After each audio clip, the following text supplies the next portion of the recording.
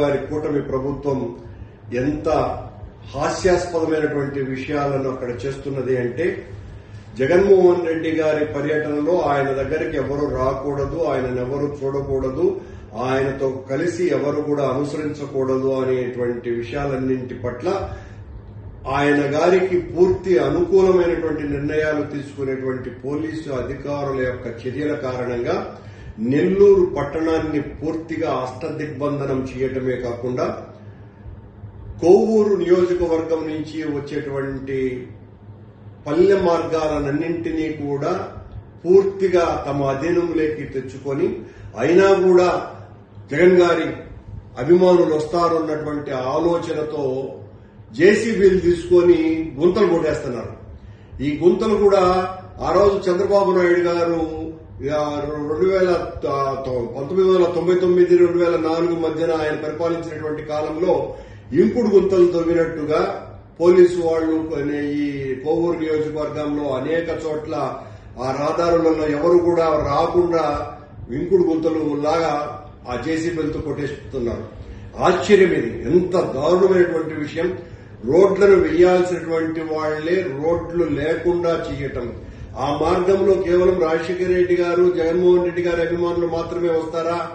మిగతా ఆ ప్రాంతాల నుంచి పట్టణానికి వచ్చేటువంటి ఎంతో మంది ప్రజలకి పూర్తి అసౌకర్యం కలిగించేటువంటి నిర్ణయం తీసుకొని దారి పొడుగున ఈ రకంగా అనేక ప్రాంతాలలో ఇంకుడు గుంతల్లాగా ఈ గుంతలు కొట్టడమే కాకుండా నెల్లూరు పట్టణంలో రహదారులు, ప్రధానమైనటువంటి రహదారులు, కాలనీలు అన్నింటి చోట్ల ముళ్ల కంచెలు వేయటం.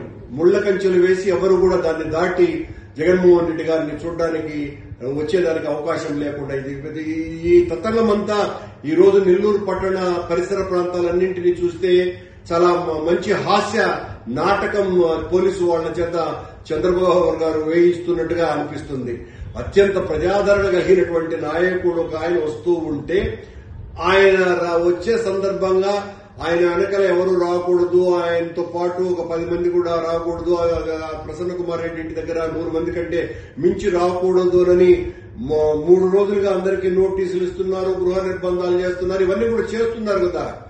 ఇవన్నీ చేసి కూడా ఏడొస్తారు అనేటువంటి ఇంత భయం ప్రభుత్వానికి ఉంటే ఎంత ఆశ్చర్యంగా ఉందో చూడండి. అంటే జగన్మోహన్ రెడ్డి అనేటువంటి వ్యక్తి మీరు ఎన్ని నిర్బంధాలు, ఎన్ని దిగ్బంధనాలు, ఏ రకమైనటువంటి ఒత్తిళ్లు చేసినా అవన్నింటినీ పటాపంచలు చేస్తూ ఆయన్ను అభిమానించేటువంటి జనసందోహం ఉప్పెనలాగా, సునామీలాగా జగన్మోహన్ రెడ్డి గారికి వస్తారు అని ఆచరణలో మొన్న బంగారుపాళ్యం పర్యటనలో నిరూపితమైంది. ఆ రోజున అక్కడ ఒక డీఐజీ, 3 జిల్లాల ఎస్పీలు, 9 మంది ఏఎస్పీలు, 27 మంది డీఎస్పీలు, దాదాపు 2000 మంది పోలీసు సిబ్బంది, వీళ్లందరూ కూడా దారులన్నింటినీ కూడా అటకాయించి జగన్మోహన్ రెడ్డికి రక్షణ కాదు సుమా, జగన్మోహన్ రెడ్డి పర్యటనలో ఎవరు పాల్గొకూడదని అందరినీ బెదిరించినా కూడా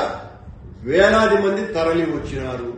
ఈ రోజున నెల్లూరులో గుంతలు కొట్టినా లేదా నెల్లూరులో ముళ్ల కంచెలు వేసినా, అందరినీ లాఠీలతో తన్నించినా జగన్మోహన్ రెడ్డి గారి పర్యటన విజయవంతం కాకుండా ఆపటమన్నది ఎవ్వరి శక్యము కాదు. చంద్రబాబు గారికి నేను ఒక సూచన, ఒకవేళ మీరు జగన్మోహన్ రెడ్డి గారి పర్యటనలో జనాన్ని చూసి భయపడి మీరు ఈ రకంగా చేసే పరిస్థితి ఉండటం బాధాకరమైనప్పటికీ కూడా దానికి ఒక సలహా ఏంటంటే, ఇప్పుడు ఆయన ఎక్కడైతే హెలికాప్టర్ దిగుతారో ఆ హెలికాప్టర్ కాడ ఒక పెద్ద గుంట తవ్వండి, ఆయన హెలికాప్టర్ రాకుండా చేసేయండి. అప్పుడు రారు, ఈ జనం నిరాశతో వెనక్కి వెళ్తారు. ఇంకా అది తప్ప జగన్మోహన్ రెడ్డి గారి హెలికాప్టర్ అక్కడ ఆగిందా, ఆ జనం కోసమనే ఉన్నటువంటి జగన్ను చూడకుండా ఆపటం అన్నది ఎవ్వరి తరము కాదు అన్నటువంటి విషయాన్ని గుర్తు చేస్తున్నారు.